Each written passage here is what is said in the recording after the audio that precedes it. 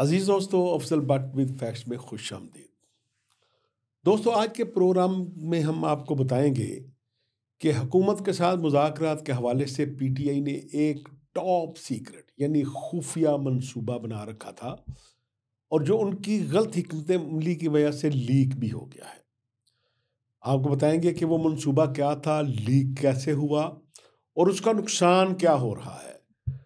और उसके लीक होने के बाद उसके मुकाबले में फिर हुकूमत ने भी अपनी मुतबादल हिकमत अमली बना ली है कि अब उन्होंने पीटीआई के इस मंसूबे को नाकाम कैसे बनाना है। और इसके साथ साथ आपको बताएंगे कि वज़ीर आला खैबर पख्तूनख्वा अली मीन गंडापुर को एक नया टास्क मिल गया है। वो टास्क क्या है, उसके पाकिस्तान की सियासत पर क्या असरात मुरतब होंगे और ख़ुसूसी तौर पर पीटीआई के फ्यूचर और कौमी असम्बली के अंदर अपोजिशन के बेंचों पर क्या असरात मुरतब होंगे, इन सारी चीज़ों से हम आपको आगाह करेंगे।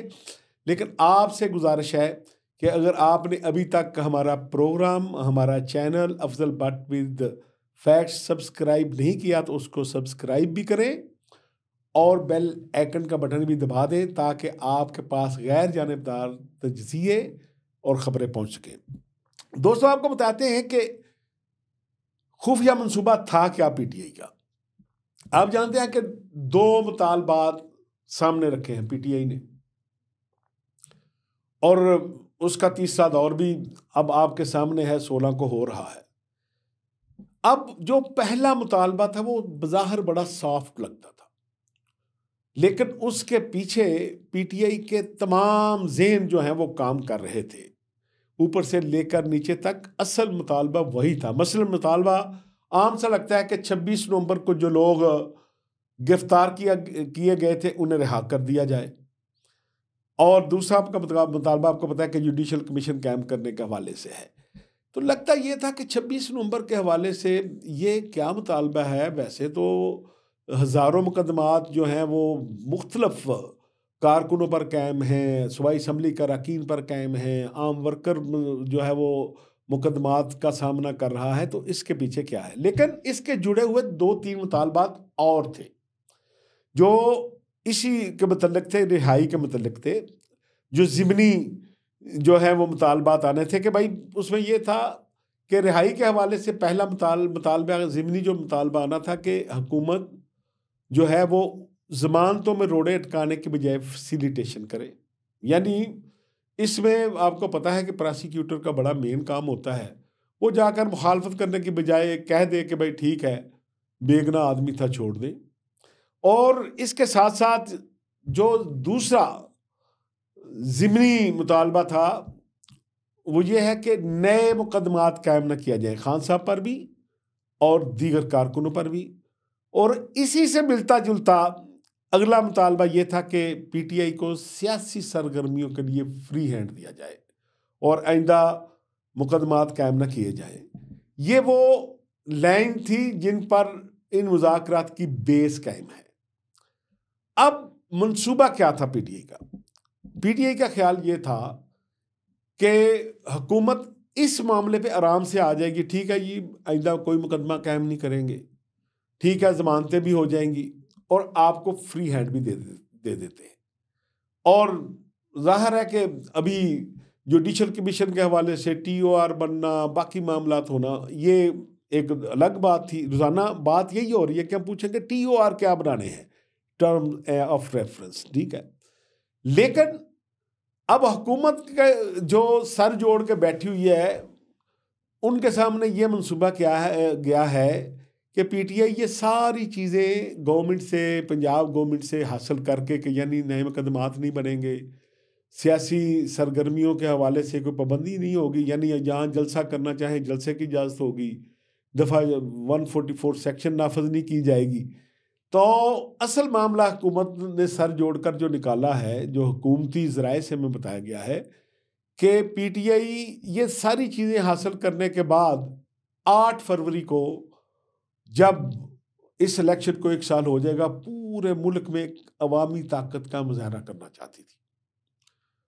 क्योंकि पीटीआई की क़यादत ये समझती है कि अगर सियासी सरगर्मियों की इजाज़त ना दी जाए, हर दफ़ा हर मुल्क भर में सेक्शन 144 हो, तो पहले ही इतने मुकदमात हैं कि लोग बाहर ही नहीं निकलेंगे। और बार बार पीटीआई पर एक छाप लग रही है कि अब पीटीआई जो है वो खैबर पख्तूनख्वा की जमात बन के रह गई है, क्योंकि वहाँ वो आज़ादी से काम कर लेते हैं।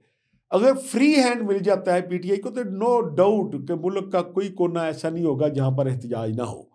लेकिन अब हुकूमत को ये समझ लग गई है कि भाई इस वाले से कोई किसी कागज़ पर दस्तखत करना, कोई वादा करना जो है वो 8 फरवरी को पूरे मुल्क में एक ऐसे एहतजाज का रंग नज़र आएगा कि फिर पीटीआई पीटीआई ही नज़र आएगी। तो इसलिए अब हुकूमत के पास जब ये चीज़ें पहुंची हैं कि भाई ये तो हम समझ रहे थे कि मुल्क में अफरा तफरी ख़त्म करने के लिए, सियासी कशीदगी कम करके सियासी हमआंगी बढ़ाने के लिए ये मुज़ाकरात हो रहे हैं, लेकिन पीटीआई तो दरपर्दा तैयारी ये कर रही है कि ये चंद मराहत हासिल करने के बाद 8 फरवरी को ठकाठक पूरे मुल्क में हो जाए। तो इसलिए अब हुकूमत ने जो जवाबी हिकमत अमली अपना ली है कि डेफिनेटली मुज़ाकरात की टेबल सज चुकी है, सब ने तीसरे राउंड में आमने सामने बैठना है। तो जब ये दोनों मुतालबात आएंगे तो अब हुकूमत की ज़राए से जो हमें मालूम हुआ कि हुकूमत तलखी नहीं दिखाएगी और हुकूमत इनकार भी नहीं करेंगी। जब ये दोनों मुतालबात आएंगे तो हुकूमत बिल्कुल ये नहीं कहेगी कि हम आपके मुतालबात सुनने के काबिल नहीं हैं, मानने के काबिल नहीं हैं, ताकि इल्ज़ाम उन पर ना आए कि वो मुज़ाकरात ख़त्म करके आ गए हैं। क्योंकि पीटीआई के चेयरमैन तो पहले ही ये ऐलान कर चुके हैं कि अगर जुडिशल कमीशन ना बना तो फिर हम मुज़ाकरात ख़त्म कर देंगे, और 30 आपको पता है जनवरी की डेडलाइन है। तो इसलिए हुकूमत ने भी आज बातचीत किया। जिस तरह पीटीआई ने तो खुफिया मंसूबा ज़ाहिर बना रखा था 10-15 दिन से, जो आपस में डिस्कस होता होता लीक भी हो गया, और गवर्नमेंट के अपने ज़राए होते हैं, पता नहीं किस तरह उन्होंने ये सारी चीज़ें हासिल की। अंदर कोई बंदा बैठाया था, कोई टेलीफोन किसी का इस्तेमाल किया है, क्या हुआ। बहरहाल अब हुकूमत ने जो हिकमत अमली बनाई है कि पीटीआई को टालना है, ये मैं आज आपको खबर दे रहा हूँ कि मुतालबात तस्लीम करने से इनकार भी नहीं करना और तस्लीम भी नहीं करने। कल जब पीटीआई के दोनों मुतालबात जाएंगे तो उन्होंने कहा जी हम सीधी सीधी बात करेंगे, आपने तो देखें 1.5 हफ्ता लिया है, 2 हफ्ते बल्कि ले लिए हैं, क्योंकि 6 जनवरी को आखिरी राउंड हुआ था। तो अब ये बताएं कि क्या हम अकेले बैठकर ये बात कर लें? हमने भी अभी वज़ीर आज़म से भी बात करनी है, हमने मियाँ शहबाज शरीफ से बात करनी है, फिर इस हुकूमती मुज़ाकराती जो कमेटी है इसमें मुख्तलिफ पॉलिटिकल पार्टीज़ के नुमाइंदे तो शामिल हैं, लेकिन पीपल पार्टी के बिलावल भुट्टो तो इसमें नहीं है। वो कहेंगे कि हमने जरदारी साहब से भी बात करनी है, बिलावल भुट्टो साहब से भी बात करनी है। इसी तरह बाप पार्टी भी इसमें शामिल है, जाजुल हक अकेले ही मेंबर हैं, वो भी शामिल हैं अपनी पार्टी के। तो हुकूमत टाइम गेन करेगी, पीटीआई टाइम बाउंड करना चाहती है ताकि हुकूमत आर या पार करे, या इनको छोटे छोटे मुतालबात समझ के मंजूरी दे दे और मैक्सिमम ये कहे कि जुडिशल कमीशन के मामले में हम बात करेंगे पार्टी रहनुमाओं से और फिर आपको बताएंगे। लेकिन अब हुकूमत ये समझ गई है कि ये जो 2-3 छोटी छोटी बातें लग रही हैं, जो कि आईनी तौर पर, जमहूरी तौर पर पीटीआई का हक है ये कि उसे सियासी सरगर्मियों की इजाज़त होनी चाहिए। और इसी तरह पीटीआई के दौर में भी अपोजिशन का हक था, उस वक्त वो हक नहीं देते थे, आज ये हुकूमत हक देने के लिए तैयार नहीं है। तो हुकूमत ये कहेगी कि भाई ये सारे मुतालबात तो आपके ठीक है, हो सकते हैं हम इस पे एग्री भी कर जाएं, लेकिन हम अकेले ये फैसला करने की पोजीशन में नहीं है। हम जाएंगे, अपने इत्तेहादी जमातों से रब्ता करेंगे, और बहुत से ऐसे मामलात हैं जो दूसरे सूबों के मुतल्लिक हैं, उन सूबों से रब्ता करेंगे और फिर अगली नशिस्त में आपको जवाब देंगे। हुकूमत ये चाहती है कि हमारी तरफ से ये ना होने की बजाय, मुज़ाकरा ख़त्म होने की बजाय उधर से हो जाए। तो इसलिए पीटीआई के जो खुफिया मंसूबा था कि किसी तरह हम इस मामले से कुछ रियायतें लेकर 8 फरवरी का एहतजाज ऐसा करें कि पूरे पाकिस्तान में हो जाए, मुझे अभी वो उस तरह होता नज़र नहीं आ रहा, क्योंकि हुकूमत ने अपनी एक हिकमत अमली बना ली है। और इससे जो अहम बात और आपको बताना चाहता हूँ कि अली बिन गंडापुर साहब को एक और टास्क मिल गया है, और वो टास्क को इमरान खान ने नहीं दिया, पीटीआई ने नहीं दिया। वो लगता यह है कि वो आया कहीं से भी है, मुझे नहीं पता, ना मैं कह सकता हूँ, लेकिन वो ये टास्क है कि अपोजिशन जमातों को एक टेबल पर नहीं बैठने देना। और अब मौलाना फजल रहमान और पीटीआई के दरमियान पहले आपको पता है गहरी दोस्ती हुई, अब थोड़ा थोड़ा सर्दमोरी का शिकार है तल्लुकात। लेकिन अब अली बीन गंडापुर इस टास्क पे आ गए हैं कि जेयूआई के साथ पीटीआई का अपोजिशन बेंचों पर भी इत्तेहाद नहीं होने देना और पार्लियामेंट से बाहर भी नहीं होने देना। उन्होंने ऐसे ताबड़तोड़ हमले किए हैं मौलाना फजल रहमान पर ज़ाती कि अब मुझे लगता नहीं है कि ये दोनों जमातें आपस में बैठ सकें। या तो पीटीआई को डिसऑन करना पड़ेगा अली मीन गंडापुर साहब को, और वो मैं आपको बता चुका हूं कि वो इमरान खान से के सबसे बाएतमाद साथी हैं, जिनके साथ इमरान खान हर बात करते हैं, और बुशरा बीबी भी उनके साथ हर बात करती हैं। उनका पलड़ा बहुत भारी है पीटीआई के अंदर। पहली बात उन्होंने किया है कि मौलाना फजल रहमान जो हैं वो इंटेलिजेंस एजेंसियों के मुखबर हैं। फिर कहा है कि उन पर तो एतबार किया ही नहीं जा सकता, वो टगे टगे पे जाके मफाद ले लेते हैं।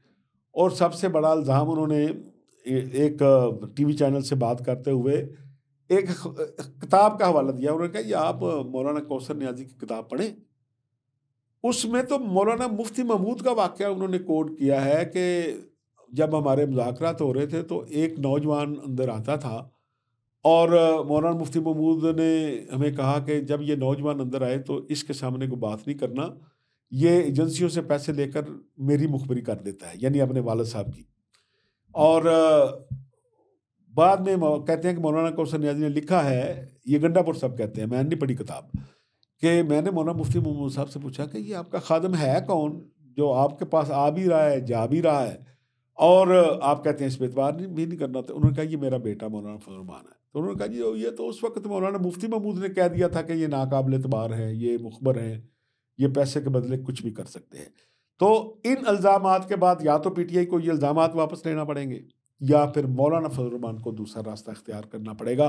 तो दोस्तों ये थे चंद अहम इंकशाफात, बातचीत और पीटीआई की खुफिया कदमली से हमने आपको आगाह किया, और हुकूमत की जवाबी जो वार है उससे आपको आगाह किया। अब हमारे प्रोग्राम का वक्त खत्म होता है, आपके फीडबैक का इंतजार रहेगा।